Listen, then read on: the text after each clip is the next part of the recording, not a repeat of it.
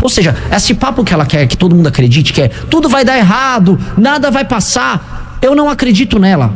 Porque se eu for acreditar nela, eu vou deixar o Brasil na mesma porcaria que é. E no fundo, o argumento dela, ela criticou o Bolsonaro, ela me criticou, só não criticou o PT e veio exigir que eu reconheça a coisa do PT. Ela é petista. E como petista, ela tem que entender o seguinte: o país tá uma desgraça. E o PT quer fazer as pessoas crerem que não dá pra mudar nada. Não, mexe com o Congresso, não vai andar. Dá pra mudar, sim. Tem que ter vontade política, sim. E eu vou mudar, e eu vou fazer a estratégia certa, no tempo certo, pra gente alterar o destino do Brasil. Ele está pré-candidato a vereador de Sobral? Não. Ele está pré-candidato a vereador Fortaleza? Não. Ele está pré-candidato a governo do estado do Ceará?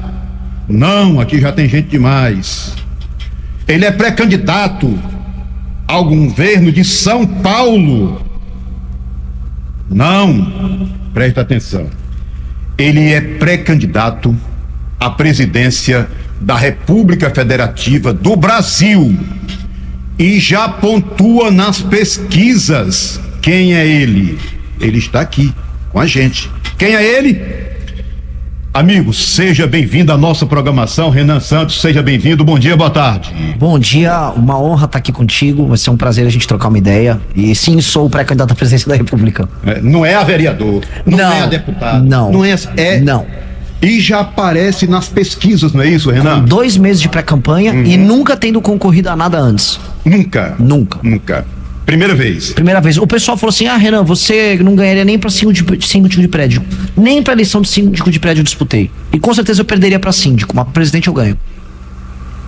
Rapaz, você fala com a convicção que assusta a gente. Presidente ganha. Presidente ganha, síndico de prédio não. Deixa eu lhe... Sou um péssimo morador de prédio. Renan, deixa eu lhe perguntar. Não seria bom começar, como diz o Matuto, pelo começo? Vereador, deputado estadual, deputado federal, senador, governador, faz um trabalho, aí já tem uma história para contar, aí você vai sair logo para presidente. É uma pergunta. Por quê? Sim, porque eu já faço política há 11 anos. Eu fundei o Movimento Brasil Livre, que foi um movimento político que derrubou a Dilma Rousseff. Portanto, eu sei mobilizar as pessoas. Para fazer o impeachment da Dilma, eu tive que me articular com o Congresso, ou seja, eu sei fazer política. Depois, a gente recebeu todas as tentações de ser convidado para participar do governo Temer. Depois, fomos convidados a se juntar ao grupo A, B ou C e sempre resistimos às tentações. Ou seja, eu tenho resiliência para não cair na tentação do dinheiro ou da fama fácil. Depois, eu precisei montar um partido, coisa que vários presidentes da República ou mesmo lideranças políticas tentaram e não conseguiram. Eu consegui. Portanto, eu tenho toda a parte boa da experiência política, sem a parte ruim de ter tido um cargo pra mamar, como muitos fizeram. Então sim, eu não apenas sou qualificado, eu sou o que tem as melhores propostas, eu sou mais inteligente e eu sou o melhor líder de todos eles. Sei. Rapaz, que partido é esse? Gostaria que você falasse um pouquinho. Partido Missão? Missão. Que partido é esse? Como é? Foi fundado... Qual é a doutrina? Qual é a filosofia? O Partido Missão, ele é uma direita, ou seja, ele tá à direita, mas ele tem uma direita com uma perspectiva brasileira. Por que uma perspectiva brasileira? Veja, muitos grupos de direita só querem imitar o que é feito nos Estados Unidos. O Trump pulou da ponte, aí vai lá um monte de bolsonaristas vai pular da ponte junto. Nós não somos nada disso. Nós pensamos em soluções brasileiras para problemas brasileiros. E mais, as soluções que a gente pensa, não é assim, eu tenho que pensar a solução de direita para isso. Eu falo, não, eu quero procurar o que funciona. Mas naturalmente, como a gente fala muito em lei e ordem, em destruir crime organizado, em leis duras para bandido, muita gente fala, vocês são de direita. A gente, tá bom, então somos. Entendeu? Mas as soluções que a gente tem pro Brasil são soluções que funcionam. E aí a gente escreveu livros. Então a gente tem 6 livros de proposta publicados, chama Livro Amarelo. É um calhamaço, tem mais de 1000 páginas publicadas, com mais, assim, centenas de pesquisadores jovens ao redor do Brasil. Então a gente produz o nosso próprio programa, a gente produz nosso conteúdo. Sabe o que a gente é? Autossuficiente. Então a gente montou um partido sem pedir pra ninguém, montamos nosso programa político, ou seja, as nossas propostas sem pedir ajuda de ninguém, nos posicionamos sem ter que pedir pinico pra ninguém. Posso falar isso? Não temos dono. Sei. A gente é livre. E por ser livre, a gente constrói o que quer e faz o que quer. Certo. Agora, tá me vindo à mente, eu vou pular aqui, sendo uma pergunta para daqui a pouco, mas tá me vindo à mente agora, eu vou lhe questionar. Qual é a sua posição sobre fundo partidário e fundo eleitoral?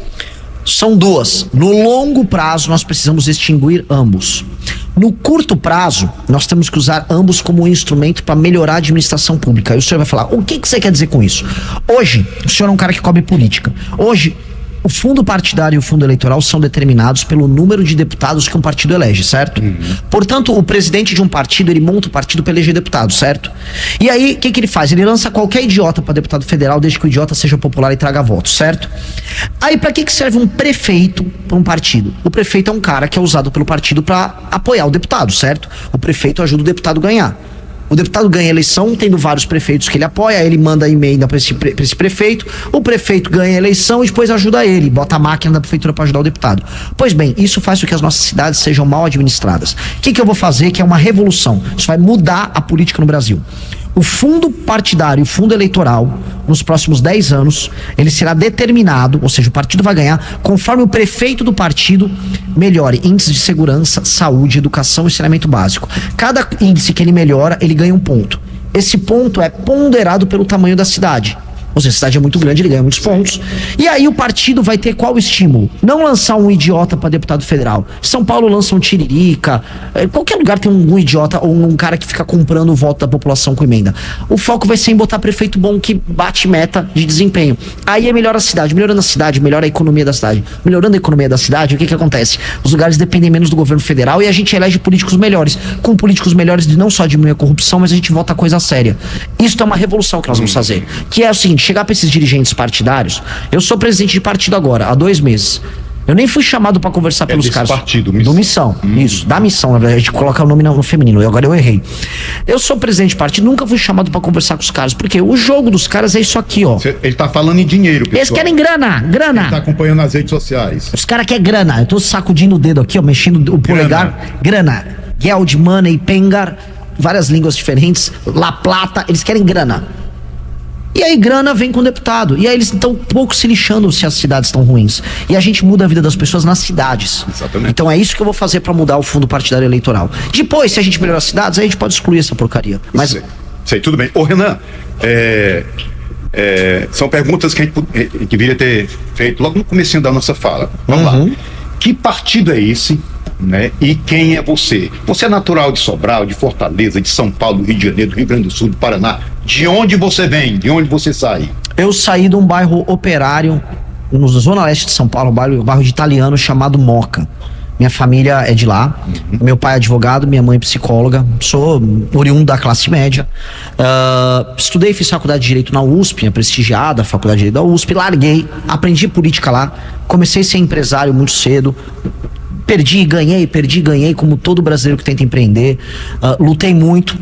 Me conscientizei politicamente dos problemas do Brasil, sempre gostei muito de ler. Sou músico, sou compositor, sou escritor, sou fundador de startup, a gente criou o aplicativo, sou editor-chefe da maior revista da segunda maior revista de cultura e arte do Brasil, e política, que é a revista Valete. Só perde hoje pra Piauí, que é do Banco Itaú, nem tem muito como competir em tamanho ali, os caras têm dinheiro infinito. Sou fundador do Movimento Brasil Livre, o movimento derrubou a Dilma Rousseff, e sou fundador do Partido Missão. Você também é do movimento do MBL? Sim. Então a turma do MBL montou o Partido Missão, a molecada do MBL. Então fundei muitas coisas, me considero uma pessoa muito capaz. Vocês criaram um partido rapidinho, porque o próprio presidente, enquanto o presidente Bolsonaro tentou e não conseguiu, e vocês conseguiram assim? Exato, com muito menos dinheiro, com muito menos gente. Aí você vai me perguntar como? Como? Aqui, ó, na cabeça, tutano. Não adianta, ó, o senhor vai lembrar uma propaganda nos anos 90, muito famosa, da Pirelli, aquela fábrica de pneu. A propaganda era assim: potência não é nada sem controle. Do tipo, não adianta ter um carrão com muito motor se ele não vai fazer curva. Precisava de um pneu bom. Ou seja, fama, o que o Bolsonaro tinha, não é nada sem inteligência. O que adianta ter um monte de seguidor se ele não sabia como fazer o partido? Aí ele não montou, eu montei. Porque eu sou mais inteligente do que ele. O cara é jovem, qual é a sua idade? Pode? 41 anos. É muito jovem, né? E tá disposto pelo jeito, pela sua fala, tá muito disposto. Tô, porque vai pra cima, né? Vou pra cima, a gente tem muito pouco tempo. A gente tem muito pouco tempo, porque eu te falo assim, o Brasil tem uma última janela para se tornar um país importante de primeiro mundo. O mundo vai mudar muito, tá vindo inteligência artificial e tá vindo várias tecnologias, que quem tiver essas tecnologias e os recursos para usar elas, vai ficar muito na frente dos outros. O mundo vai ficar mais desigual do que nunca. Sim. E aí o Brasil, se o Brasil continuar na toada que a gente tá, o Brasil será um país pobre e provavelmente ao longo dos próximos 30, 40 anos o Brasil vai ser dividido em outras nações. O Brasil vão dividir o norte do sul, aí separa o nordeste daqui, separa São Paulo dali, simplesmente porque nós temos muito território, muito recurso natural, mas não somos capazes de nos defender e não temos nem economia para se proteger. Nós temos várias nações pobres. A única chance de salvar o Brasil é a gente tomar uma série de medidas muito duras agora. E eu quero tomar essas medidas. Sei. Ô Renan, pelo jeito você está percorrendo o país e tal, aqui ali. Quem banca isso? Quem financia isso? A gente recebe doações. Inclusive essa turnê que a gente está fazendo pelo partido, ela está sendo bancada pelas pessoas que se filiam ao partido e na filiação decidem doar um dinheiro junto. Do tipo assim, vou me filiar, vai se filiar? Vou me filiar e pagar R$50. Vou me filiar e pagar R$1.000. As pessoas escolhem. E isso todo mês é divulgado pelo TSE, a prestação de contas, então vai estar lá no site do TSE, todo mundo que doou e o que a gente está gastando. Basicamente está rodando de carro o Brasil. De carro? Carro. Sim. Não tem jatinho, não tem nada. É carro e ainda é 5 pessoas no carro. Eu vou esmagado no carro. Acontece. É de carro, não tem de nada. Carro. Nada. Aeronave, assim, eu peguei um avião de São Paulo, aí eu fui lá pra Natal. De Natal, eu cruzei o estado inteiro do Rio Grande do Norte, fui pro Ceará e vou cruzar o Ceará inteiro. Sei. De carro. Aí pro São Paulo eu vou de avião, mas não de jatinho, vou de avião normal. Eu entendi. Deu pra entender. E assim você vai fazer em todos os estados, é isso? Sim. Todos, né? Até porque pra conhecer de verdade é só de carro, você não conhece as coisas de jatinho. Deixa eu lhe perguntar, qual a pesquisa que você aparece, você pode dizer? Atlas Intel, é isso? Atlas Intel, eu ultrapassei os governadores. Sabe aqueles governadores, Ratinho, Zema, Caiado? Eu passei eles, eu olho pra trás, eu tô vendo eles ali atrás. Vocês aí atrás. Sabe por quê? Com 2 meses de partido. 2 meses. De partido e de apresentar pré-candidatura. Exato. Um Zé Ninguém. Por quê? Eu tô falando verdades que eles não falam e eu não tô aqui pra puxar o saco do Bolsonaro igual eles puxam. Eles ficam só puxando o saco do Bolsonaro. Bolsonaro, me dê atenção. Bolsonaro, eu estou aqui. Bolsonaro, eu te amo. Mas que coisa de né? Fica apaixonado por homem. Os caras querem ser presidente do Brasil pedindo pinico pra um cara que tá preso. Hein? Coisa feia. Deixa eu lhe perguntar.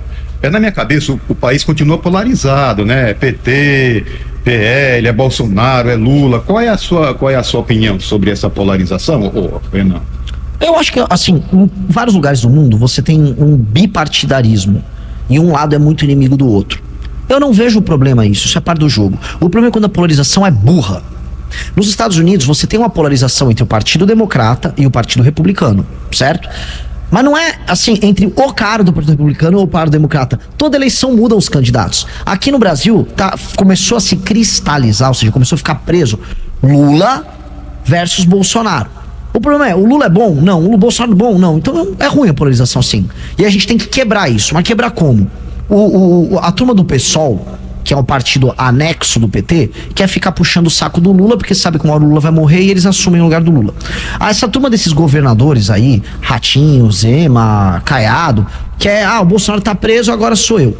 Beleza, entendi, é uma estratégia oportunista. Eu não concordo nenhum nem outro. O que eu vou fazer? Eu vou propor uma coisa diferente dos dois, não vou puxar saco de ninguém e vou deixar para as pessoas escolherem.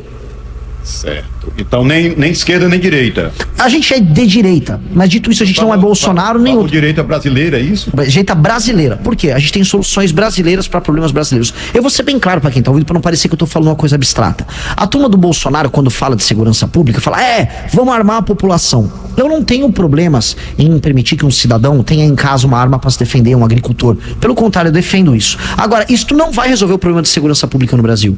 O Brasil tem facções criminosas. Os Estados Unidos não tem facções criminosas. Os bolsonistas nunca vieram, e olha que eles elegem um monte de policial, eles nunca vieram com uma proposta para resolver a questão da segurança pública e das facções no Brasil. Nunca. O governo do Bolsonaro não fez nada sobre isso. Eu criei as soluções pra gente resolver isso no Brasil. Ou seja, eu tenho soluções brasileiras para problemas brasileiros. Eles não, eles só querem imitar o que os Estados Unidos fazem. Os bolsonistas querem resolver a educação no Brasil com homeschooling, que é a família dar aula pra criança ou contratar um tutor pra criança pra ela ter aula em casa. Eu não tenho nada contra isso. Agora, você não vai resolver o problema da educação no Brasil assim. Simplesmente porque nem os pais hoje de uma criança que está numa escola pública ruim, os pais são mal são alfabetizados. Eles não vão ter condição de fazer isso, nem tem, porque eles têm que trabalhar. Então, lógico que o problema para a educação no Brasil não vai ser resolvido com homeschooling imitando os Estados Unidos. Então, como não é assim, a gente precisa ver com uma solução brasileira. E aí a gente construi a solução brasileira. Que é isso que nós precisamos fazer. Ok. O Renan, nosso ouvinte, o Valdeci Vasconcelos, está aqui dizendo assim: Isaías, pergunte ao entrevistado qual a identidade que o Partido Missão tem em relação ao Partido Novo, no início da sua criação por João Amoedo. Os princípios são quase os mesmos. Não são. Não são. Eu posso falar para você tranquilamente. O Partido Novo, a única coisa que ele falava que ele era novo na política e que ele queria administrar um partido como se fossem empresários. Pois bem, nosso partido não é um partido que vai se administrar como se fossem empresários. Nós não somos isso. Nosso partido é um partido político, nós somos um grupo político. E nós temos uma visão política muito clara. No Novo, você podia ser Novo, você podia ser Amoedo, você podia ser Bolsonaro. Na Missão, você tem uma coisa que chama Livro Amarelo, que é o nosso livro de propostas. Se você não tá com o Livro Amarelo, você vai cair fora do partido. Não vai ter essa de ter, eu sou Bolsonaro. Porque aí você permite, que é o que aconteceu no Novo, que um monte de oportunista entre, pegue a legenda por dentro e aí o partido vire qualquer coisa. Aí hoje o Partido Novo, na maior parte dos lugares, é só um lugar que apoia o Bolsonaro. A gente não. A gente tem posição firme. Por ter uma identidade muito clara, que o Novo não tinha, a gente é diferente deles. Então nós nascemos com um DNA muito forte, muito próprio. Eu estou aqui com a pergunta do meu querido amigo Oswaldo Aguiar, ele é do PSOL, Sobral, do movimento, é da discussão. Ele diz assim: Isaías, esse cidadão parece que não mora no Brasil, porque o MBL só se junta com bandido, ele pergunta. Vindo de um cara do PSOL, a pergunta, né? É justamente o PSOL, que na Câmara dos Deputados se reúne com membros do Comando Vermelho e do PCC como a dama do tráfico, e eles se reuniram, nós não podem negar, que tiveram uma deputada que era a Janira, que é porta-voz do tráfico de drogas dentro da Câmara dos Deputados. Chega a ser engraçado comentar isso, né? Inclusive eu queria entender por que o PSOL, reiteradamente, com suas ONGs e seus aliados no Rio de Janeiro, ficam passeando como por favelas controladas pelo Comando Vermelho na boa. E por que a Aniele Franco, irmã da Marielle Franco, ela própria, que foi do PSOL, também tem essas relações um tanto quanto estranhas, a ponto de participar de filmes financiados pelo tráfico de drogas. Então eu nem sei do que esse cara tá falando. Esse cara tem que se policiar um pouco antes de falar besteira. Olha aí, ó. O nosso amigo Lálio Torquato, nosso ouvinte, um abraço para você. Ele diz assim: Isaías, breve histórico do fundador do MBL. Renan Santos, líder do movimento Brasil Livre, MBL, tem alguns pontos negativos apontados por críticos e em reportagens. Processos judiciais. Responde a mais de 60 processos e deve 6,3 milhões à União, incluindo dívidas fiscais e trabalhistas. Acusações de tráfico de influência. Foi denunciado pelo Ministério Público de São Paulo, mas a denúncia foi rejeitada pela Justiça. Controvérsias. Envolvido em polêmicas como a alusão a estupro coletivo de uma colega do MBL e acusado de usar bolsonarismo para autopromoção. Dívidas e movimentações financeiras suspeitas. A Receita Federal aponta que ele e familiares são donos de empresas quebradas e inativas com 396 milhões em dívidas. Críticas à liderança. Alguns ex-integrantes do MBL criticam sua liderança forte e questionam sua gestão. E segue aqui vários ataques. Ele diz: bom dia, Isaías, gostaria de saber se as atitudes irão mudar. Muita falácia, mas com métodos combativos vergonhosos, como os de Mamãe Falei na Ucrânia e contra o membro do MBL, contra o deputado Glauber Braga. Mais do mesmo, ele diz. E aí? Bom, diferente dessa turma toda, eu respondo absolutamente todas as acusações que ele tenha feito aí. A mais bizarra de todas foi colocar que eu fui, na própria citação que ele coloca, que eu fui indiciado, né, ou fui acusado de fazer tráfico de influência e fui inocentado, porque foi uma acusação mentirosa contra mim. Eu não tenho dívida nenhuma, eu administrei empresas, e aí tem que ficar ensinando a administração de empresas para as pessoas. Deixa eu dar uma dica pro cara que só copiou um artigo que nos ataca. Quando você assume uma empresa que tem problema, a empresa tem dívidas. Você administra aquela empresa que já tinha problemas, você vende ela, ou você sai dela, ou eventualmente ela vai à falência, ou eventualmente ela dá certo. Essas dívidas não fui eu que contraí, eu administrei essas dívidas dessas empresas. Sabe quem tem dívidas? A Petrobras.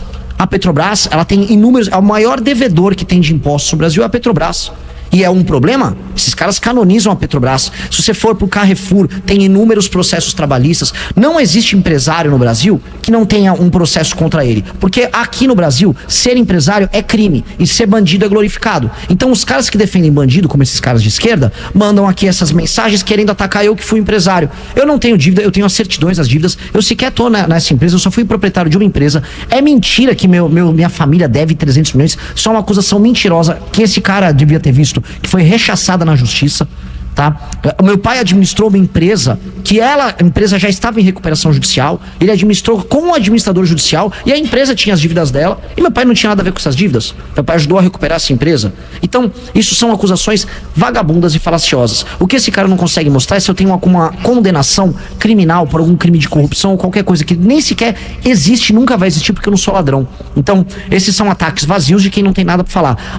Falou que ia fazer estupro coletivo contra uma amiga. Era uma piada que eu estava fazendo junto, eu e ela, os dois dando risada, piada de brincadeira entre amigos, piada que não é assim, piada de mau gosto, mas filmaram a piada de mau gosto e colocaram no ar, dando a entender absurdos. Inclusive vieram me processar por causa disso, e quem teve que me defender na justiça foi essa minha amiga, que é minha amiga que fazia piadas comigo, os dois tirando sarro um do outro, e aí, olha só. Então, eu não vou. Se o objetivo dos caras é tentar me atacar e tentar me diminuir por conta de piadas que eu faço, fico até feliz, porque se o meu problema é uma piada que eles consideram errado, eu falo de volta que o problema é a vida deles, que é em si uma piada em termos de prática e uma piada em termos de valores. O nosso ouvinte aqui está dizendo que tá chovendo de coisa aqui nas redes sociais. Bora. Tá chovendo de coisa aqui. Vamos ver isso aqui. Eu tô perdido. Renan Santos, você irá proibir a divulgação do comunismo, igual que fizeram com o nazismo, pois ambos tiveram contra os direitos humanos. Não sei se deu para entender, sabe? Eu entendi. Pois assim, eu acho que doutrinas políticas que propõem a destruição da democracia e a imposição de um regime totalitário e que façam propaganda disso, elas não podem ser promovidas dentro do Estado brasileiro. O nazismo é uma doutrina asquerosa. Agora, o regime comunista do Stalin, depois do Mao Tse Tung, matou mais gente, inclusive, que o nazismo. São doutrinas asquerosas, maldosas e que passam para chegar no seu paraíso, e o paraíso do nazista é um mundo com a raça pura deles, e o paraíso do comunismo é esse comunismo utópico que no final não vai ter Estado. Ambos passam por eliminação de gente. Para chegar nos seus respectivos paraísos, eles têm que instituir ditaduras que vão eliminar pessoas no caminho. E isso é nojento e tem que ser combatido. Certo, tô aqui com um amigo nosso, ele atende, não é que ele é nosso irmão, ele atende como irmão Oliveira, é evangélico e tal, ou foi, ou tá afastado, coisa assim. Irmão Oliveira, também uma pessoa que debate aqui, um cara que tem senso crítico apurado, gostaria de dar uma palavra na nossa programação. Irmão Oliveira, você pode falar, bom dia, boa tarde. Bom dia, Isaías, bom dia, Ivo, bom dia, cidadão Renan. Rapaz, é sempre bom você ter esse debate democrático. Eu sou criado no PSOL, né, ao PT, fui criado ao PSOL, e vi o Oswaldo fazer uma pergunta a você, e de repente você acusa o pessoal do PSOL, que está envolvido com tráfico, e a mesma forma eu vi um rapaz aí na interna, lhe acusando também. Você não acha muito presunçoso se posar de inteligente, de camarada que quer resolver um problema da sociedade brasileira, se não resolve nem o seu próprio? Você não acha isso muito presunçoso? E quando você diz que esteve inserido na cassação da Dilma, qual foi a influência que você teve para caçar o mandato da Dilma, de uma mulher honesta, de uma mulher que teve um mandato, que não comprou deputado para não ser caçado? Qual foi os argumentos que você usou de mentira, de subterfúgio político para caçar o mandato dela? Muito obrigado, boa entrevista. E é bom, democracia é isso. É fazer parte dos problemas deles, escutar e se defender. Você acusou o pessoal de envolvimento com tráfico, e você está sendo também acusado na internet de muitas outras coisas, e você argumenta que é o santinho da parada. Um abraço, Zé. Obrigado. Ok, santinho da parada, ó. Cara, eu não sou santinho não, cara. Não sou nem um pouco santinho. Dito isso, é pior, eu sou um anjo vingador, se você quer falar nesses termos, tá? Eu vou pra cima de todo mundo do tráfico de drogas, e os seus aliados do crime organizado, eu vou matá-los. Eu vou falar pra você, nós vamos matar os membros do crime organizado, e se o cara se entregar, nós vamos prender ele. Primeira coisa pro cara do PSOL. Não é muito forte não, Renan. Mas é isso que tem que ser dito. Eu vou fazer o quê? Eu vou recuperar um cara que tem 10 passagens pela polícia? O cara tem 10 passagens, traficou, matou, assaltou, e aí eu vou recuperar. A nossa lei não permite isso. Pô, permite, se você entrar numa favela e o cara aparecer com um fuzil, você vai ter que deter ele. Ou ele se entrega, larga o fuzil. Se ele quiser participar de um combate com a polícia, ele vai ser abatido. Isso já é permitido. Isso já é permitido. O que nós vamos fazer são, inclusive, operações militares em favelas, incursões em favelas, para recuperar regiões tomadas pelo tráfico. Um exemplo, aqui, Sobral. Região, Caiçaras, é o bairro dos Caiçaras. Isso, Nova Caiçara. Bom, Nova Caiçaras. Nós temos ali uma área que é do PCC, outra área do Comando Vermelho. Eu quero saber se essa área vai ser de Sobral e do Brasil, e não do PCC e do Comando Vermelho. Nós vamos invadir essas áreas e nós vamos ter que recuperar. Hoje a legislação brasileira é muito leniente com o tráfico. Vamos ter que mudar as leis penais, mudar as leis de execução penal para prender esses caras, para derrotar o tráfico. Pois bem, quem é contra a mudança nas leis penais, a lei de execução penal, é o PSOL. O sujeito que mandou essa mensagem aí, eu não entendi muito, tá um pouco de eco, mas ele... Tá, por que o PSOL não vota em leis que façam com que a prisão e a manutenção na cadeia de vagabundo faccionado aumente? Por que diabo membros do PSOL participaram de documentários ligados ao Comando Vermelho e ao PCC? Eu vou dar um nome, para não parecer abstrato, chama O Grito, tá na Netflix. A Aniele Franco participa. Por que a Janira, ex-deputada do PSOL, amiga do Guilherme Boulos, levou a dama do tráfico, condenada por participação junto com o Comando Vermelho em tráfico de drogas, a passear no Congresso, tirou foto, se reuniu no Ministério dos Direitos Humanos? Isso não é minha opinião, isso aconteceu. Se isso aconteceu, assim, eles têm uma relação leniente. Né? É fato. É fato. Por que o PSOL defende projetos de lei que sempre vão na linha contrária do aumento de penas para eles? Então, eu estou descrevendo fatos. E sobre a minha participação no governo, na derrubada da Dilma Rousseff, vou explicar para o rapaz que mandou o áudio. De maneira muito clara. Eu organizei e convoquei através do MBL as maiores manifestações do mundo nos últimos 20 anos. Foram as maiores manifestações do mundo, junto com milhões de brasileiros. Depois, eu fui para Brasília e eu fui vice-presidente do Comitê do Impeachment. Tudo isso são fatos. Não é a minha opinião. São fatos. Eu fui vice-presidente do Comitê do Impeachment. O presidente era o Mendonça Filho. Participei das articulações pelo impeachment da Dilma Rousseff. Eu tenho um livro publicado sobre isso. E não é também minha opinião. Existem estudos feitos por professores de esquerda que reconhecem esse papel do MBL. Fiz isso. Qual era o argumento para derrubar a Dilma Rousseff? O argumento jurídico, as pedaladas fiscais, crime fiscal cometido pela Dilma Rousseff. E do ponto de vista político, porque o impeachment é um julgamento político. A Dilma Rousseff quebrou o Brasil e estávamos vivendo o maior escândalo de corrupção até então da história do Brasil, que era o Petrolão. E o Brasil estava quebrado e vivendo um escândalo de corrupção tocado pelo partido dela, que era o PT. Ela não tinha condições morais de permanecer no cargo. E não permaneceu. Agora, eu acho isso engraçado porque se tem uma coisa que as esquerdas adoraram fazer em todos os governos da República, é pedir impeachment de presidentes adversários. As esquerdas pediram impeachment do Sarney, do Collor, do Fernando Henrique, do Bolsonaro, do Temer. Então, eles podem pedir impeachment à vontade. Eu não caio nessa conversa. Não caio. O nosso ouvinte Joacilo também nosso amigo, sempre escuta a gente. Bom dia, Isaías. Isaías, quero comentar. Esse aí é um falastrão. Igual mamãe falei, que se elegeu nas costas do Bolsonaro e foi para a Ucrânia fazer turismo sexual. Ele não tira o Bolsonaro da boca. Manda ele parar de falar do Bolsonaro porque ele não tem moral para isso. Aí é uma melancia pura. Ele não é de direita nada. Joacilo, um abraço para você. Pois não, Renan? Um abraço pro Joacilo. O Joacilo tinha que voltar pra escola. Joacilo, volte pra escola que você tem o raciocínio ainda de uma criança, Joacilo. Aí, Joacilo. Vamos lá, Joacilo. Vou te explicar com calminha, tá? Verde por fora e vermelho por dentro é o Bolsonaro, que era verde quando era militar, mas vermelho fazendo greve contra o próprio exército de Caxias, que ele sempre jurou defender. O Bolsonaro que apoiou o Hugo Chávez quando o Hugo Chávez assumiu a Venezuela. O mesmo Bolsonaro que era a favor do aborto nessa época. O mesmo Bolsonaro que disse que votou no Lula e que era a favor do Lula contra o Fernando Henrique naquela época. Quer falar de melancia? A primeira melancia é o Bolsonaro, que botou petista na PGR, que destruiu a Operação Lava Jato. Isso é um melancia. E outra coisa, este cara, o Arthur Duval, meu amigo Arthur Duval, ganhou a eleição por causa do Bolsonaro. Mentira. Nós não fizemos campanha pro Bolsonaro em 2018 e os Bolsonaro nos atacavam durante as eleições de 2018.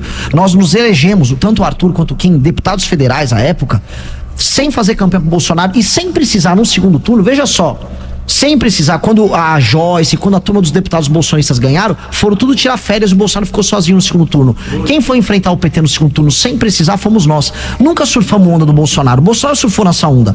Eu tava nas ruas convocando e fazendo... O Bolsonaro surfou na nossa onda. Quem criou as manifestações em 2014, 15, 16 fomos nós. Okay. Não foi o Bolsonaro. Aí o Bolsonaro surfou a onda nossa, da Lava Jato, ganhou e destruiu tudo. Núbia Nascimento, é isso o seu nome? Núbia Vasconcelos. Núbia Vasconcelos, pois não, Núbia? Isaías, é porque é assim, Isaías, quando chega em época de política, aparece o salvador da pátria, muito empolgado, e aí, Pra quem acredita, vai na onda, né? Mas pra quem não acredita, não vai. E esses discursos aí, dessas coisas muito fáceis, que vai matar, vai resolver, balela. Quando chega lá, o sistema é o mesmo, quem manda é o deputado, o senador, e o presidente fica na mão. Tá entendendo? E aí, assim, eu tô vendo esse rapaz aí, é do NBL, né? O NBL é um partido novo, tá vindo de São Paulo, se eu não me engano, enviado de São Paulo. Olha, o povo do Brasil tem que ficar de olho na proposta desse povo. Porque é salvador da pátria, e salvador da pátria não existe não, salvador da pátria é só Deus. Viu, Isaías? Aí esse povo, que na vista dele nada tá bom, o governo só tem coisa ruim no governo, não tem nada bom, não tem coragem de assumir nenhuma coisa boa do governo, né? Essas pessoas são perigosas e as pessoas ficam de olho. Olha, eu sou uma pessoa, Isaías, que eu fico de olho na política, porque eu dependo de política, né, Isaías? Porque tudo hoje depende da política, infelizmente. Aí, Isaías, não pode se deixar enganar. Viu, os seus ouvintes, nós todos aqui, de todo o Brasil, não pode se deixar enganar com discurso fácil, discurso empolgado. Isso não existe, não existe. A prova é que o Bolsonaro, na época, muita gente acreditou que era uma revolução no Brasil, que muitas coisas iam mudar, mudou nada. Eu, na minha opinião, sei facerar. Porque isso aí criou uma guerra política no Brasil, que nós estamos vivendo 4 anos daí, de guerra política. Faz de conta daí que nós passamos 4 anos na campanha. Olha, desuniu o povo. Era assim uma coisa, assim uma raiva. Meu Deus do céu. E aí eu estou dizendo para as pessoas, não que eu seja uma pessoa sábia, que eu sei de tudo. Quem sabe de tudo é Deus. Né? Eu acho que se eu estudasse a vida inteira e morrer 200 anos, eu ainda não sabia de nada. Mas uma coisa eu digo, a população não deixe se enganar por discurso fácil, porque não existe nada fácil. Não existe porque é a coletividade.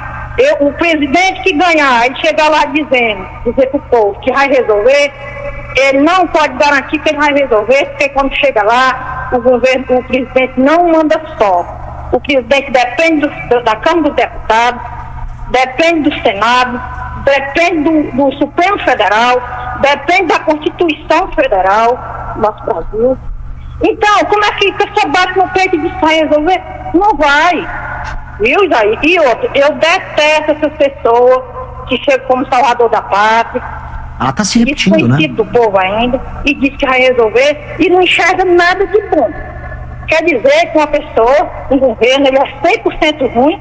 Pois eu não votei no Bolsonaro, nem votaria nunca nele, mas eu achei muitas coisas assim, algumas coisas, eu não condeno o Bolsonaro não, tem umas 3 coisas que ele fez que eu achei bom, o Brasil, só uns 3. Não vou nem citar qual foi, né? Mas eu dizer que o presidente foi 100% ruim, eu não tenho coragem de enxergar só porque ele é meu inimigo, porque não era nem para ser inimigo, né, Zé? Eu estou dizendo que meu inimigo referindo aos políticos, porque os políticos, eu não sei se na mesa de jantar, ou se dentro do avião, ou se lá na mesa de almoço, não sei onde reunião, vocês são inimigos realmente. Mas o que eles mostram para a população é que eles se detestam. Ok. E aí, eles tudo daí praticamente são igual, porque é o sistema que nós estamos hoje é para isso. Agora, eu não vou dizer para a pessoa que não tem um presidente que vai resolver pelo menos uma parte. Pode existir. Mas tem que ser conversado com a sociedade. Você vê aí hoje, nós todos vemos, que quando eles vão botar uma lei lá, eles não consultam ninguém. Né? Se o deputado aceitar... Seja mais objetivo para a gente ganhar tempo. Seja aqui. objetiva, moça. Faça a pergunta. Objetivo. Só para a gente ganhar tempo. A audiência está indo embora aqui na internet. Faça a pergunta. Respondo tudo que a senhora quiser, só faz a pergunta, por favor. Só faz a pergunta? Faz uma pergunta. Pergunte, ô Nubia. Não, essa é a minha opinião que eu estou dizendo. É a minha opinião? Não ir na onda de discurso fácil, porque não existe. Tá, então a senhora tá, basicamente assim, vou tentar resumir em 10 segundos que a senhora Nubia, falou. um abraço para você, minha filha. Tudo de bom. Pois não. Ó, um abraço pra ouvinte. Vou tentar resumir. Ela disse o seguinte: não confie em ninguém que proponha nada novo. Pra passar qualquer coisa tem que passar pelo Congresso e tem que reconhecer que o Lula faz coisa boa. Ela basicamente resumindo esses 10 minutos de fala em 10 segundos. Vou falar um negócio rapidinho. Existem homens públicos e presidentes que mudaram a realidade dos seus países fazendo a coisa certa e fazendo a coisa certa de maneira rápida. O presidente de El Salvador, Nayib Bukele, basicamente acabou com o crime organizado no país mais perigoso das Américas, que era El Salvador, e transformou ele no país mais seguro das Américas, tomando medidas rápidas, duras e inteligentes. O presidente da Argentina, agora, o Javier Milei, pegou o país com a maior crise fiscal das Américas, que era a Argentina, e ele resolveu ela. A Argentina tá mudando. A Argentina vai crescer muito mais do que o Brasil esse ano. Moratória, foi? Não precisou decretar moratória. Teve nada de moratória. Ele resolveu a questão fiscal, fez reformas muito profundas. As pessoas sofreram por um ano. Ele avisou: vocês vão sofrer. Ele não mentiu. Vamos sofrer por um ano, mas vamos sair dessa crise. E tá começando a sair da crise. E tá resolvendo outros problemas estruturais do Estado da Argentina. Ou seja, esse papo que ela quer que todo mundo acredite, que é tudo vai dar errado, nada vai passar. Eu não acredito nela. Porque se eu for acreditar nela, eu vou deixar o Brasil na mesma porcaria que é. E no fundo, o argumento dela, ela criticou o Bolsonaro, ela me criticou, só não criticou o PT e veio exigir que eu reconheça a coisa do PT. Ela é petista. E como petista, ela tem que entender o seguinte: o país tá uma desgraça. E o PT quer fazer as pessoas crerem que não dá pra mudar nada. Não, mexe com o Congresso, não vai andar. Dá pra mudar, sim. Tem que ter vontade política, sim. E eu vou mudar, e eu vou fazer a estratégia certa, no tempo certo, pra gente alterar o destino do Brasil. E eu tenho que ser enfático, eu tenho que ser claro, porque o discurso dela é o discurso que o petista quer que todo mundo que não é petista sinta que não dá pra fazer nada. Se não dá pra fazer nada, mantém o Lula aí, não é? Ele vai dar um Bolsa Famíliazinho aqui, um Vale Gás ali, paga uma conta de luz a colar e tudo bem. As pessoas vivem com migalha e o país não cresce e o país não se torna o país importante que ele nasceu pra ser. Não acredito nisso. Tem meios de passar coisas no Congresso, tem meio de quebrar esse problema burocrático gigantesco que tem no Brasil. Agora, com essa mentalidade, que no fundo é a mentalidade que uma senhora petista tá querendo usar na cabeça de todos vocês, que é a da desistência. Desista, esse tá mentindo, se aí a conversa mole, deixa o Lula, reconhece que tem coisa boa aí no Lula e a vida vai seguir. Não compro isso. Não compro isso. Não compre, ninguém pode comprar, porque a vida das pessoas está passando. Se pra senhora tá bom, saiba que pra maior parte das pessoas não tá bom. E boa parte das pessoas acaba acreditando nesse conformismo que a senhora tá passando, que é do, deixa, me dá uma bolsa aí, vai, paga, me dá um auxílio. E a vida segue se arrastando. Ninguém nasceu pra se arrastar, ninguém aqui é lesma pra viver se arrastando. Ninguém quer se arrastar no chão. As pessoas têm que ter um inconformismo, até porque o Brasil é um país pobre, muito pobre, e que vai precisar fazer coisas muito duras pra deixar de ser pobre.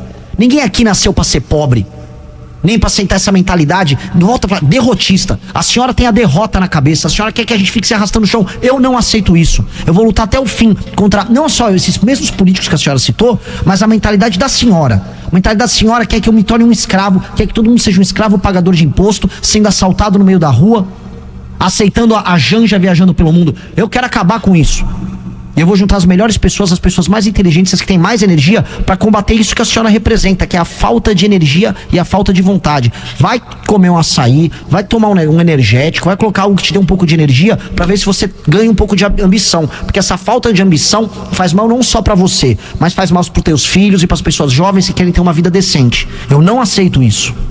Ok, meu querido amigo, empresário Sérgio Parente, São Luís do Maranhão, acompanhando a nossa programação. Ô Renan, temas polêmicos. Queria ouvir você sobre pena de morte no Brasil e se você é contra ou a favor ao aborto. Eu sou a favor da discussão da pena de morte, séria, porque nós precisamos aumentar muito as penas. Vejo ótimos argumentos para que uma pessoa, como por exemplo um líder de uma facção, eu vou dar um exemplo, vou dar nomes aqui, o líder do PCC, o Marcola, vou dar o líder lá do Comando Vermelho, tem o Marcinho VP e tem outros. Esses caras, a quantidade de assassinatos que eles já ordenaram na cadeia e a administração de uma facção ou de facções que matam tanta gente, faz com que essas pessoas não tenham recuperação. Elas estão na cadeia supostamente se recuperando há anos. Há mais de década. Você acha que no Brasil tem estado de exceção? Eu acho que o Brasil é um estado de exceção.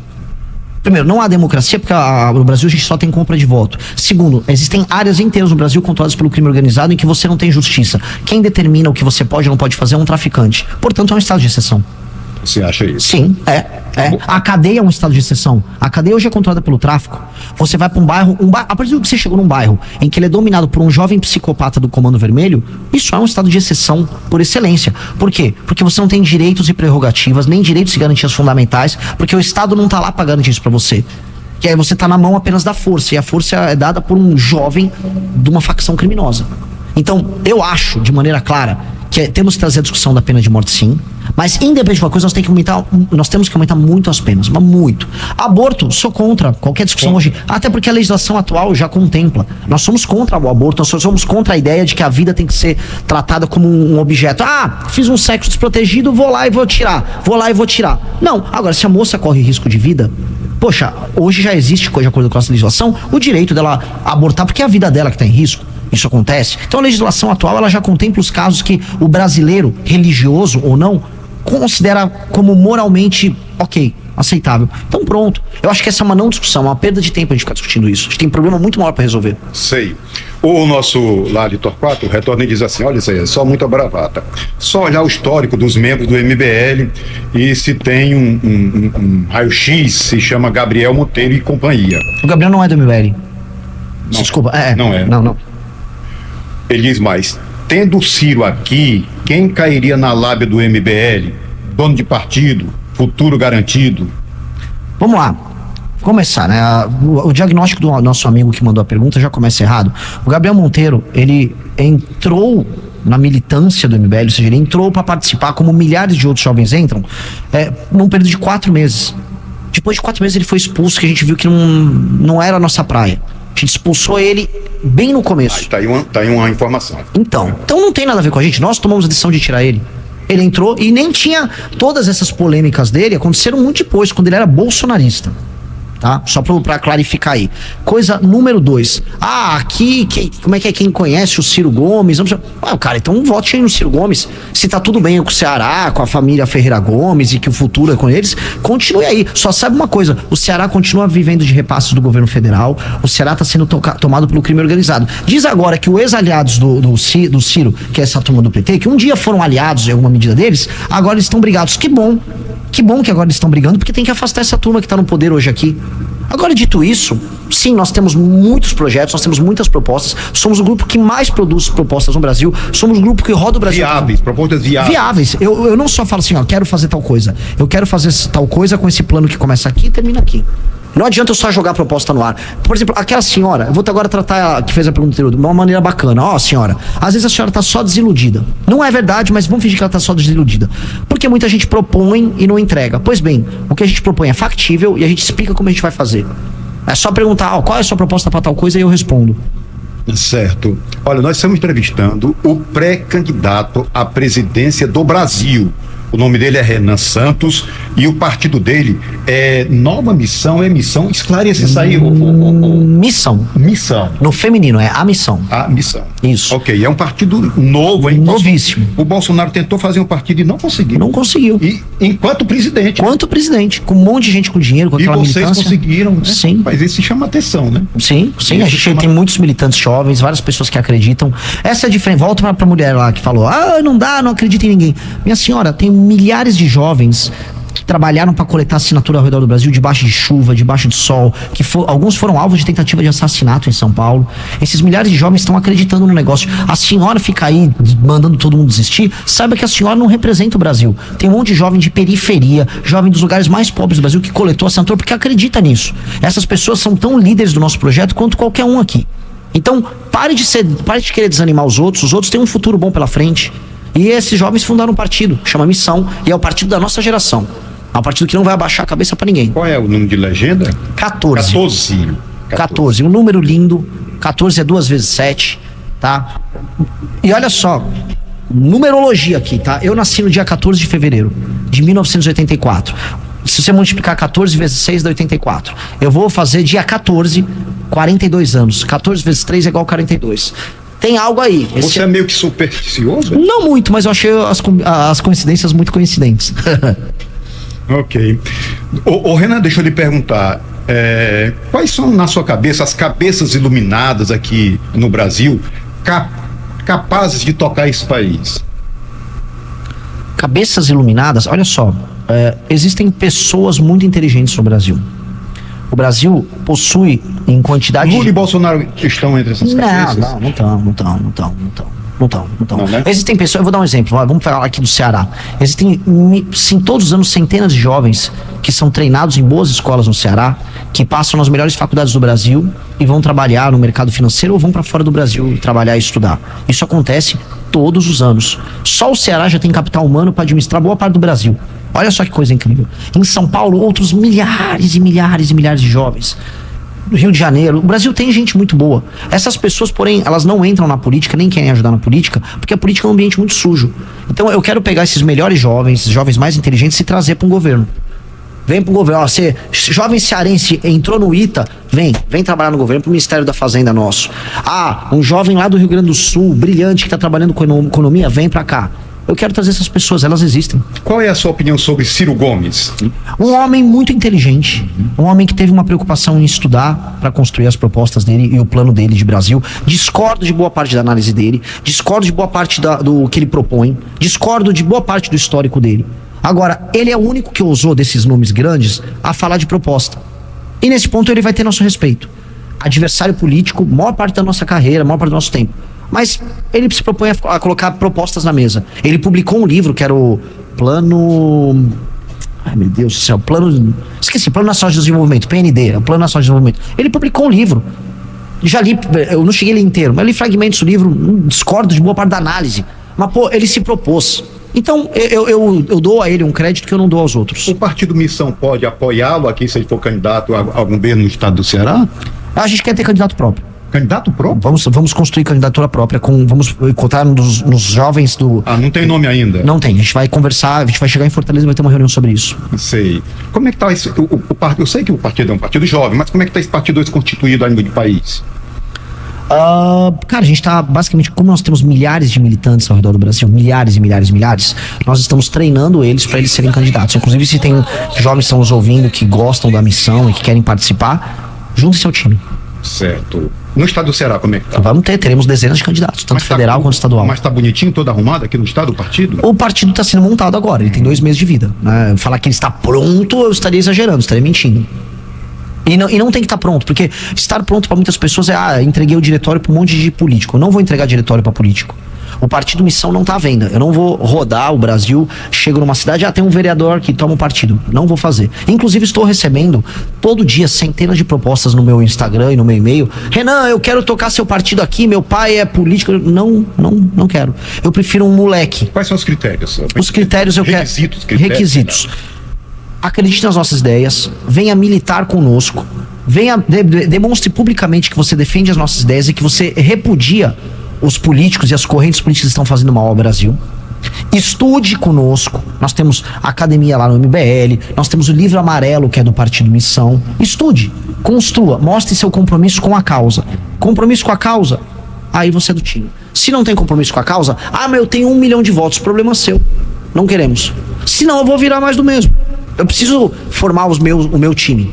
Renato, deixa eu lhe ouvir objetivamente o seu pensamento, a sua opinião sobre o nosso, eu estou falando de Brasil, o nosso poder judiciário, o nosso poder legislativo, o executivo, você já fez alguma menção, e especificamente sobre o nosso Supremo Tribunal Federal. Estou falando sobre a atuação, a ação dessas instituições, pois não?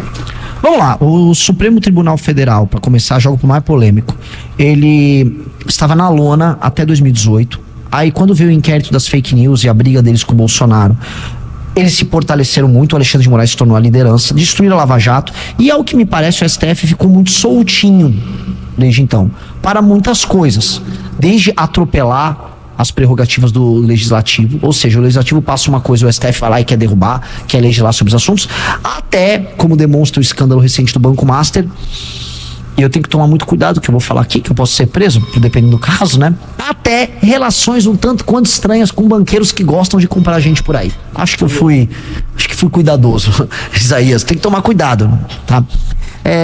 Naturalmente ele tem que ser colocado de volta na caixinha dele. Ele se tornou um superpoder e os ministros cruzaram todas as linhas de razoabilidade, inclusive linhas morais, tá? Então isso não pode ser mantido da maneira como tá? Segunda coisa que nós precisamos colocar aqui: O legislativo brasileiro está viciado em emendas e as emendas do orçamento secreto se tornaram um problema e aceleraram a compra de votos. O Brasil vive num escândalo de corrupção ambulante, ele se tornou, e eles não votam nada que importa pro Brasil. Então a gente está com os poderes absolutamente corrompidos e isso faz mal para todos nós. Certo. Tem uma pergunta aqui do nosso Cicero Lima, ele diz assim: bom dia, Isaías, aqui é o Cicero, não é Cícero, é Cicero. Cicero Lima. Pergunte ao entrevistado o que ele pensa sobre as emendas parlamentares, se é a favor ou contra. Qual a sua posição sobre a reforma administrativa? Qual o papel do servidor público e do Estado na sociedade? E sobre a escala 6x1, qual a sua posição? Emendas parlamentares, elas são um câncer hoje, especialmente a emenda do orçamento secreto, a famosa RP9, que mudou de nome. Ela é um câncer. Hoje a política, ser deputado federal significa pegar essa emenda, mandar para a base, desviar um pedaço dela, dado que não tem fiscalização, usar ela junto aos seus aliados políticos, se reeleger comprando voto. A emenda é um câncer, ela tem que ser altamente fiscalizada e quem se lambuzou de emenda tem que ser preso, tá? Eita. Coisa número 2, falou do... Reforma administrativa. Eu quero fazer uma reforma do Estado brasileiro inteira, que mexa nos critérios objetivos de avanço das pessoas dentro das carreiras, ou seja, muitas carreiras que não sejam carreiras fins, carreiras de Estado. Por exemplo, um juiz é uma carreira de Estado, um policial é uma carreira de Estado. Agora tem carreiras meio, ali eu sou um auxiliar de não sei o quê. Cara, você não precisa ter estabilidade. Muitas carreiras ali podem ser passíveis de demissão, porque a pessoa tem que trabalhar também focando em desempenho, tá? E outra coisa, super salários que existem na máquina pública têm que ser diminuídos. Também existe a reforma da administração da federação. O Brasil tem muitos municípios, nós precisamos fundir esses municípios, diminuir o número de vereadores, assessores que nós temos. Os municípios hoje não se sustentam, então tem que ter municípios maiores, com populações de mais de 15, 20 mil, 30 mil pessoas, e esses municípios têm que ser, na prática, autossuficientes em termos de recursos. Ok. Eduarda Loyola? Oi, Eduarda, você pode falar. Gleison, senta aqui, Gleison. Eduarda Loyola, você pode falar, seja bem-vinda. Bom dia, boa tarde. Bom dia. Eduardo. Desculpa, por favor, Eduardo. Primeiramente, elogiar o trabalho do Renan. Já acompanho a Libéria há muito tempo, sou assinante do plano. Tem uma camisa prendeu matou branca clássica, que eu vou usar para votar em uma certa legenda da onça. E eu queria saber como é que vai ficar quando você, como eu tiver aí ganhar a presidência, né, futuramente, tiver que lidar com o Supremo quando ele, por exemplo, barrar uma medida mais drástica e tal. Só falar, tipo, dar uma decisão, como ele costuma fazer atualmente, que talvez não seja possível fazer aquilo, ou que é inconstitucional, ilegal. Como é que vai ser essa dinâmica do presidente com esses outros poderes, tá? Principalmente com o judiciário, que está praticamente uma cúpula de ditadores atualmente, né? Principalmente certos nomes que a gente precisa citar, né? Eu não tô ouvindo bem. Assim, deu pra entender? Assim, rudimentarmente eu entendi que ele gosta da gente e que ele quer saber se o STF ele pode atrapalhar a gente a passar as nossas propostas. E sim, o STF pode tentar, mas como nós não temos rabo preso, nós vamos trabalhar para tudo passar. E ordens ilegais, elas não podem ser aceitas normalmente. Então, se, por exemplo, a gente entra com um estado de defesa para combater o crime organizado, aí vem um ministro dar uma canetada, não pode. Como não pode? Todos os preceitos constitucionais para você colocar um estado de defesa numa área que é ocupada pelo crime organizado estão dados hoje. Se você tem uma canetada negada para um ministro de maneira monocrática, esse ministro está errado. E aí nós vamos para o enfrentamento correto, não vou mandar fechar a STF, eu sou um democrata. Isto, por ser um democrata, eu não vou permitir que poderes ajam para além das suas atribuições para barrar o bom funcionamento do poder executivo. E hoje o poder executivo tem uma série de obrigações. A primeira delas é reinstaurar a segurança pública no Brasil e a autoridade do Estado brasileiro em lugares que foram ocupados pelo crime. Então, eu sei que todo mundo fala, Renan, sua primeira medida vai ser enfrentar o crime organizado. Sim, e eu espero contar com o Supremo. Tirando isso, no médio prazo, nós temos que acabar com o foro privilegiado como ele existe hoje, que faz com que deputados e senadores fiquem nas mãos dos ministros do STF. Isso tem que acabar. Nós temos que ter uma corte específica. É poder demais? É lógico. Aí fica com todo mundo com medo. Aí acontece o que está acontecendo agora, por exemplo, tudo que a gente está sabendo sobre Dias Toffoli. E aí os senadores têm medo, têm uma paura, têm um pavor de discutir impeachment de ministro do STF, porque tá todo mundo encalacrado. Ok.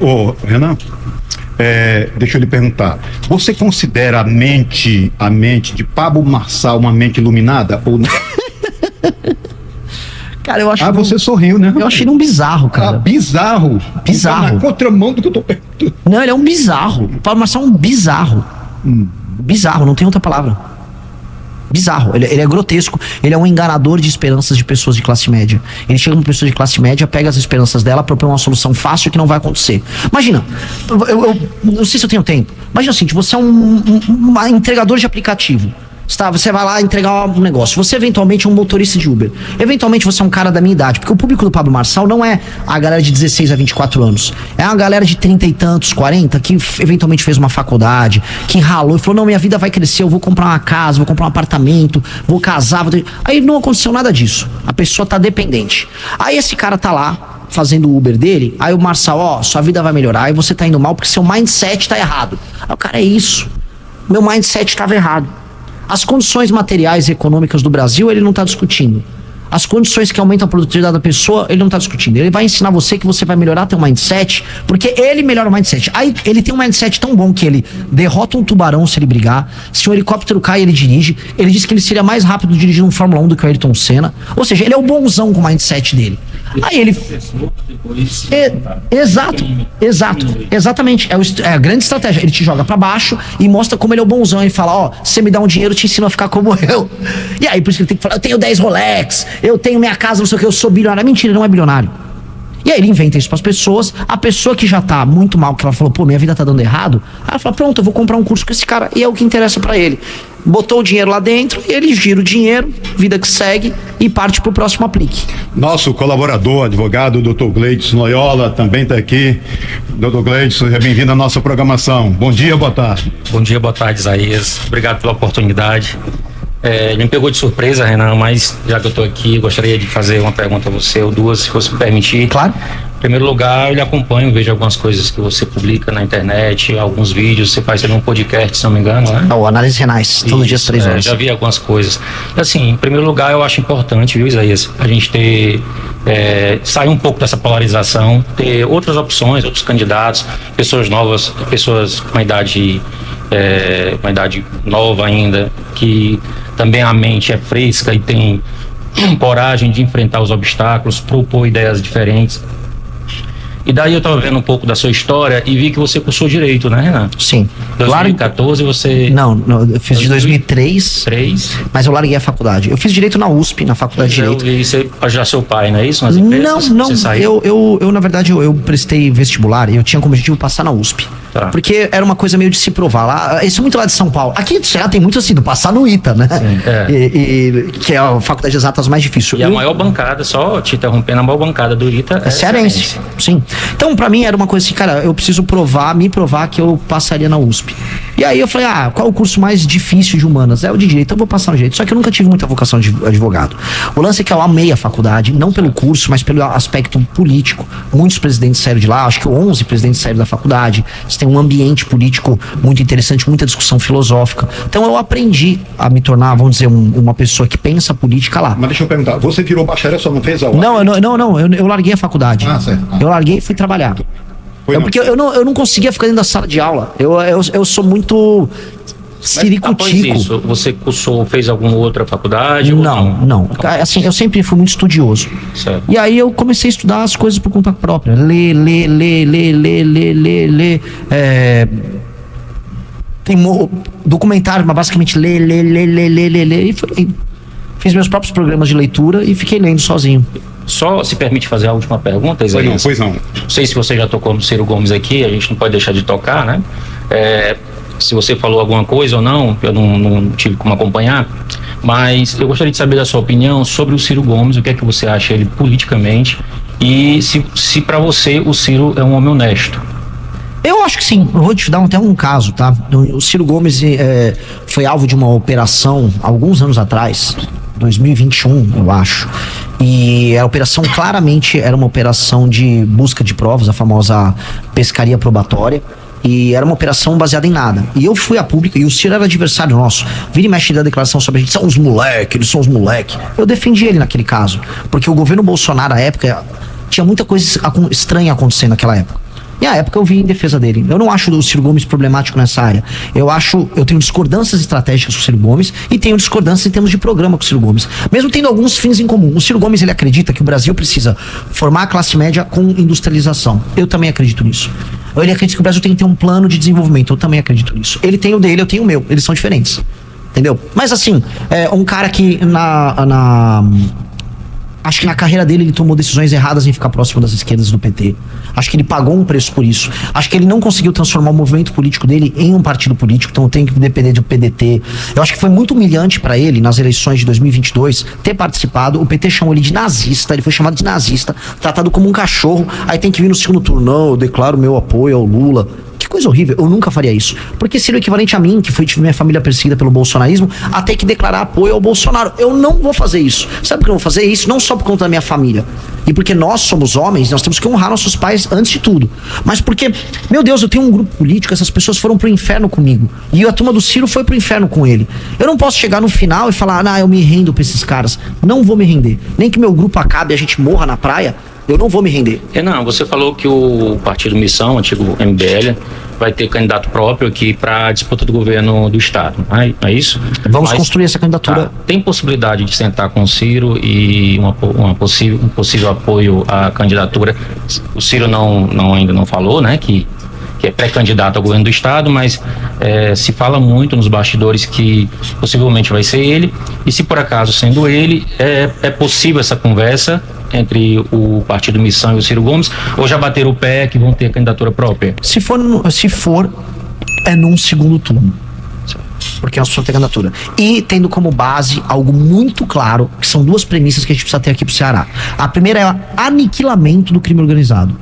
É aniquilamento. E não existe condescender com nada que não seja o aniquilamento do crime organizado. Por quê? Porque a situação aqui é pior do que o Rio de Janeiro. A gente fala muito do Rio de Janeiro porque é anedótico. O Rio, aquilo. E o Rio realmente tem um problemão. Agora, aqui tá muito pior. Os índices de homicídio em Sobral estão muito acima da taxa nacional. Então, isso tem que ser resolvido. 1. E 2, ter um plano, e o Ciro é afeito a ter planos, que emancipe os municípios daqui. O que é emancipar os municípios e estados? Fazer eles terem arrecadação, ou seja, desenvolvimento econômico.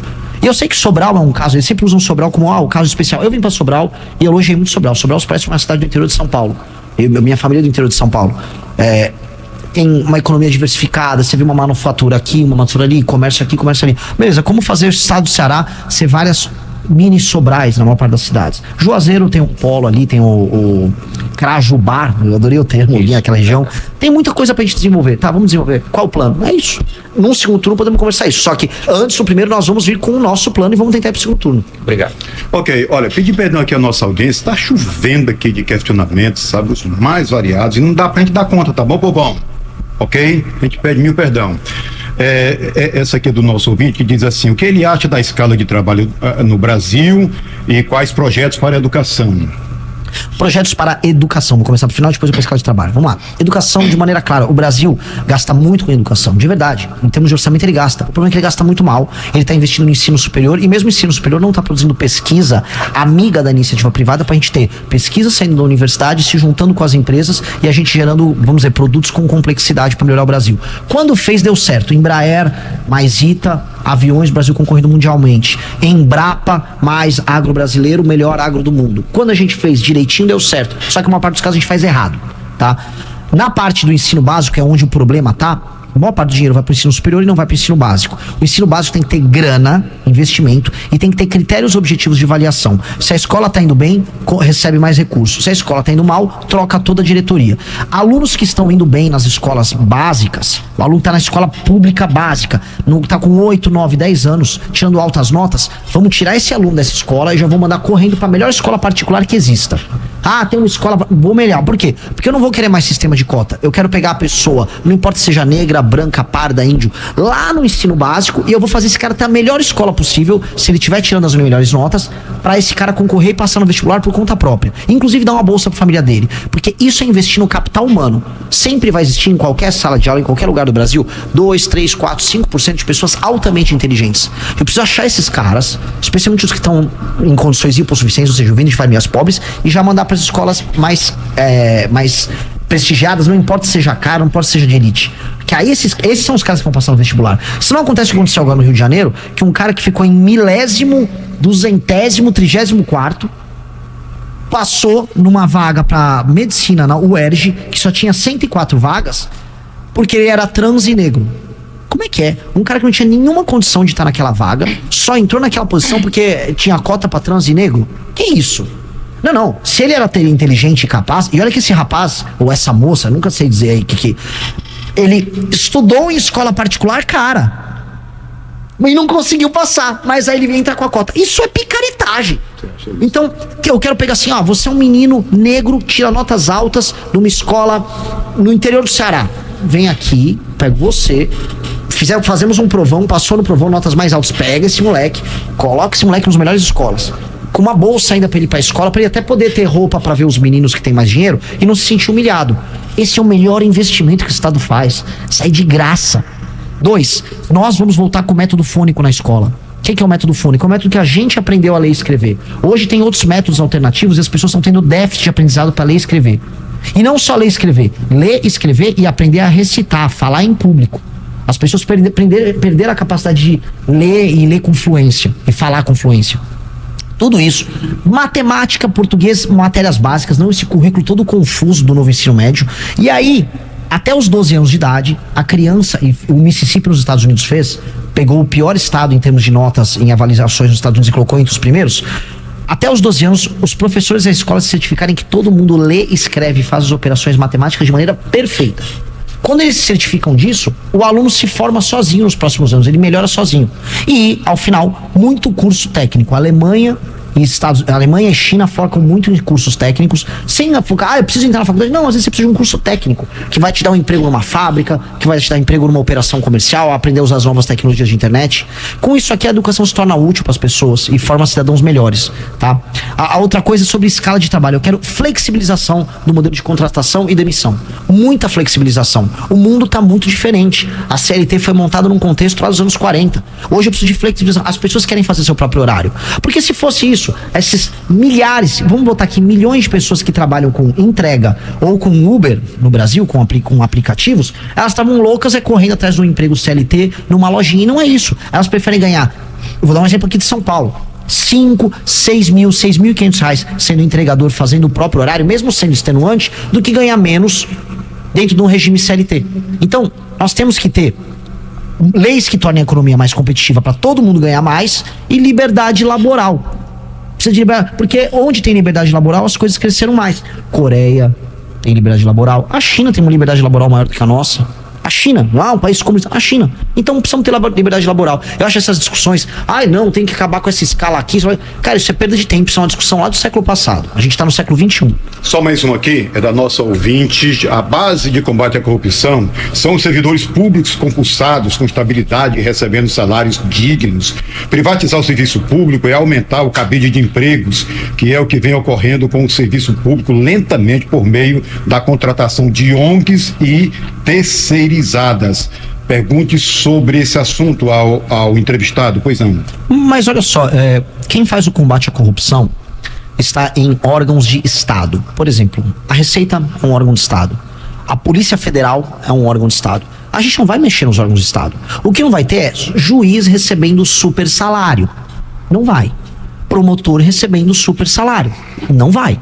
Nós vamos acabar com isso. Nós vamos também acabar com a cultura do concurso pelo concurso. O cara quer passar um concurso para pegar um super salário e não servir ao público. O nome servidor público quer dizer que ele serve ao público e não ele se serve do público. Então existe essa concurso, e aí essa pessoa que mandou isso com essa preocupação, ela não está preocupada com a corrupção. Ela está preocupada em lutar pelo servidor. Veja só, o servidor no Brasil é privilegiado. Ele ganha, o servidor ganha no Brasil mais do que a média nacional.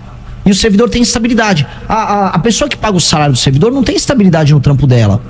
Não tem. Então, assim, é injusto ela ficar só falando no interesse do servidor. Antes de tudo, vem o interesse do povo, o interesse público. E eu não tenho nada contra o servidor. Pelo contrário, eu quero fazer uma faculdade, uma escola de administração no Brasil, igual tem na França, para colocar pessoas para servirem o Brasil dentro do serviço público. Eu sou a favor disso, mas eu sou a favor do servidor público servir ao público e não se servir do público. O que acontece é, a gente tem policial na rua que ele está servindo ao público, a gente tem professor que está servindo ao público, a gente tem funcionários administrativos em vários setores da administração pública que estão servindo ao público, mas tem um monte de gente que não quer servir ao público. E esses caras, são meus inimigos. Esses caras são tão problemáticos quanto um ladrão. E eu vou combater eles. E eu acho que ela também deveria combater. Renan, nosso tempo acabou. Eu não sei se dá para você dizer o que lhe parece a cidade de Sobral e deixar uma mensagem para nossa audiência. Vamos lá, eu gostei muito de Sobral. Eu tô rodando majoritariamente no Nordeste. Ela é... volto a falar, eu tenho muito carinho pelo interior de São Paulo, que é de onde minha família mora. Boa parte dos meus avós vieram do interior de São Paulo. E ela se parece uma cidade do interior de São Paulo. E por que eu gosto? Eu queria que o Brasil fosse um grande interior de São Paulo. Que é cidades que têm uma economia diversificada, tem um pouco de agro, tem serviço, tem um pouquinho de administração pública e tem um pouquinho de indústria. E eu vi tudo isso em Sobral. Então eu gosto desse modelo. Eu gosto. E acho assim, por que a gente não leva isso para outros lugares? Então há um esforço aqui em ser algo interessante. E eu acho que esse algo interessante é algo que tem que ser, vamos dizer, replicado como modelo de cidade. Outra coisa que eu vejo aqui, caminhão entrando e saindo. Eu passei por várias cidades do interior do Nordeste que não tem, por 2 horas você corria na estrada, não tinha um caminhão passando. O que significa isso? Não tem atividade econômica, não está circulando produto. Se não está circulando produto, não tem dinheiro de verdade circulando. Então aquelas cidades do ponto de vista orçamentário são fantasmas. Aqui eu vi. Então, o recado pessoal de Sobral é o seguinte, que o Brasil seja mais parecido com esse modelo de cidade, e para fazer isso a gente tem que tornar o Brasil mais competitivo. É isso. Nós temos que tornar o Brasil mais competitivo desesperadamente. O Brasil tem jeito? Com certeza tem. Na verdade, as pessoas são muito negativas sobre o Brasil. O que não pode ter é uma mentalidade daquela ouvinte que falou, não vai dar para mudar. Porque dá para mudar sim. Tem que ter muita vontade. A questão é que quem está ocupando posição de poder no Brasil não presta. Tem que ser substituído. Eu passei batido aqui, vai ser a última, com certeza. Era para você comentar sobre orçamento secreto, mensalão, petrolão e vai. É cadeia para tudo. Emenda Pix. Pois não. Quer um comentário geral disso? Isso aí é o reflexo de um sistema de incentivo que nós temos no Brasil, que faça com que pessoas ruins cheguem em posições de poder, e aí elas transformam tudo isso em meios de ganhar alguma coisa. O que era o petrolão? Eram indicações feitas em estatais e contratos tocados por empreiteiras, amigas dessas indicações políticas, que permitiram um sistema de roubalheira multimilionário com dinheiro público. O que é o escândalo do Banco Master? Tráfico de influência usando gente no judiciário e na política para obter benefícios para um banco ganhar muito dinheiro e pagar todo mundo no processo. O que é a emenda Pix? Né? Na verdade não é exatamente a emenda Pix. O que é o orçamento secreto? Que utiliza essas emendas que ninguém sabe para onde vai. O orçamento secreto são emendas que não são capazes de ser fiscalizadas, que o político usa o empreiteiro amigo dele e o prefeito amigo dele para roubar. O que é o escândalo do INSS? São entidades que foram criadas para se apropriar do dinheiro dos aposentados usando um crédito líquido e certo, que é a aposentadoria deles, sem que o aposentado sequer perceba, porque são pessoas idosas, eles nem sabem olhar direito o próprio extrato bancário. Todos esses escândalos têm o que em comum? Um agente público que se corrompe e um agente privado que é o corruptor. Todos esses caras têm que ter lei muito dura para ficar ambos na cadeia.